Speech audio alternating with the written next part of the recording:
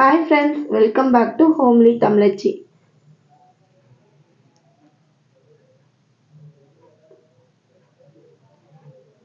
இந்த வீடியோல நம்மளுடைய மார்னிங் ரொட்டீன் தான் பார்க்க போறோம். மார்னிங் பிரேக்ஃபாஸ்ட்டுக்கு இடியாப்பமும் தேங்காய் பாலும் பண்ணியிருந்தேன். ஓகே, இதை சாப்பிட்டுட்டு நம்மளுடைய ரொட்டீனை ஸ்டார்ட் பண்ணிடலாம்.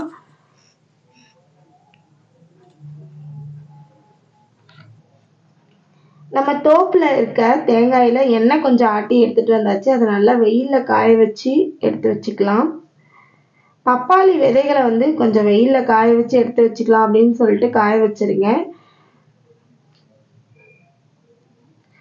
வீட்டில் செடி வளர்க்குறதுக்கு இடம் இல்லாதவங்க இந்த மாதிரி க்ரோ பேக் வாங்கி அதில் கொஞ்சம் மண் கொஞ்சம் நல்ல தரமான மண்ணும் கொஞ்சம் நம்ம இயற்கை உரங்களை அதாவது சாண உரம் இந்த மாதிரி இயற்கை உரங்களை வாங்கி மண்புழு உரம் இது மாதிரி கலந்து நீங்கள் வீட்லேயே நிறைய செடி கீரை அதெல்லாம் ட்ரை பண்ணலாம். நானும் கொஞ்சம் அந்த மாதிரி தான் ட்ரை பண்ணியிருக்கேன். வாங்க நம்ம இப்போ தோட்டத்துக்கு போகலாம். நம்ம தோட்டத்துக்கு போகிற வழியில் பார்த்தீங்கன்னா சைட்லலாம் கொஞ்சம் இடம் இருக்கும். அதில் சுண்டைக்காய் செடி வளர்ந்துருந்தது. சரி, அதை நம்ம கொஞ்சம் அதுக்கு தண்ணி போகிற மாதிரி வழி பண்ணி விடலாம் அப்படின்னு சொல்லிட்டு அங்கே இருந்த புல்லெல்லாம் செதுக்கி விட்டோம். புல்லெல்லாம் செதுக்கியாச்சு. இப்போ அதுக்கு கொஞ்சம் தண்ணி போகிற மாதிரி வெட்டி விட்டுடலாம்.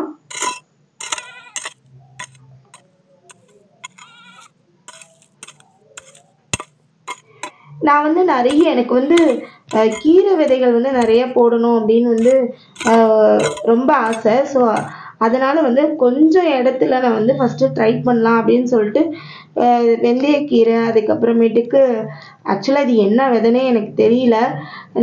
யாதவ் இது பீக்கங்காய் விதைன்னு சொல்லி சொன்னான். பட் இருந்தாலும் சரி பார்க்கலாம், வரதானே போகுது அப்படின்னு சொல்லிட்டு நட்டு விட்டுருக்கேன். ரொம்ப க்யூட்டாகவே வந்துருச்சு. அதெல்லாம் அதோடைய என்ன சொல்கிறது, எப்படி காய் வருதுங்கிறத சைட் பை சைடாக அவங்க கூட நான் ஷேர் பண்ணிக்கிறேன். தோட்டத்துக்கு போனோம். வெய்யம் கொஞ்சம் இப்போது ரீசெண்டாக அக்னி நட்சத்திர வெயில் போயிட்டுருக்கு. ஆனால் மழையும் ஓரளவுக்கு வரதுனால தான் அந்த வெயிலை நம்ம தாக்கு பிடிக்க முடியுது. மட்டையெல்லாம் அங்கங்கே விழுந்து கிடந்தது. சரி, அதெல்லாம் கொஞ்சம் க்ளீன் பண்ணணும். க்ளீன் பண்ணிவிட்டு இந்த கொத்து இதெல்லாம் கொஞ்சம் கழுவி வச்சிடலாம் அப்படின்ட்டு போச்சுடா. பைப் எடுத்துக்கிச்சு. அவ்வளோதான், போட்டாச்சு. இப்போ நம்ம வாழைத்தோப்பில் தானாக முளைச்ச சொரச்செடின்னு தான் அதுவும் நினைக்கிறேன். எல்லாமே எனக்கு டவுட்டு தான். ஏன்னா நான் எதையும் ஊனலை. ஸோ சொரச்செடி இருக்குது, அதை நான் உங்களுக்கு காமிக்கிறேன்.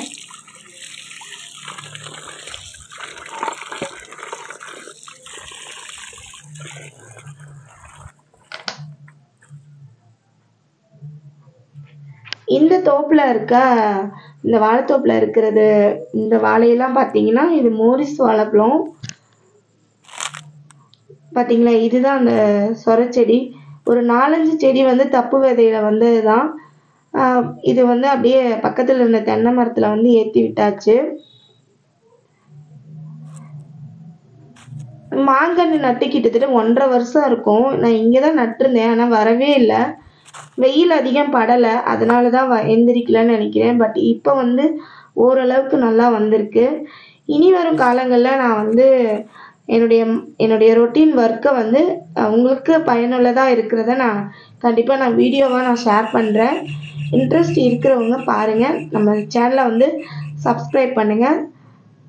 Keep supporting. தேங்க்யூ ஃபார் வாட்சிங்.